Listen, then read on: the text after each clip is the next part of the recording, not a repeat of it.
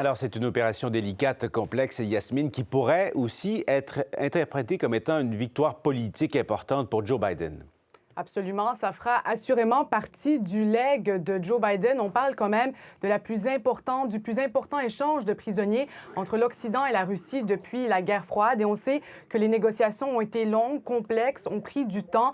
On sait aussi que Joe Biden a été personnellement impliqué en demandant à ses alliés européens de libérer des prisonniers russes, y compris l'Allemagne qui a libéré, on l'entendait, le tueur à gages Vadim Krasikov. Alors, est-ce que ces négociations ont débloqué à quelques mois d'un retour possible de Donald Trump à la Maison-Blanche? Est-ce que les alliés européens de Joe Biden ont voulu lui rendre un service pour le remercier de ses efforts, notamment dans le dossier ukrainien? C'est ce que croient plusieurs analystes, mais aujourd'hui, la Maison-Blanche a démenti qu'il y avait un lien à faire entre l'entente et l'élection présidentielle à venir. On peut écouter un responsable.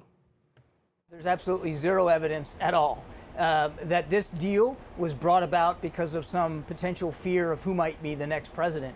This deal was brought about because President Biden had alliances and partnerships and trust he could build on, particularly with the German chancellor, who had made a brave, courageous decision to let Mr. Krasikov go.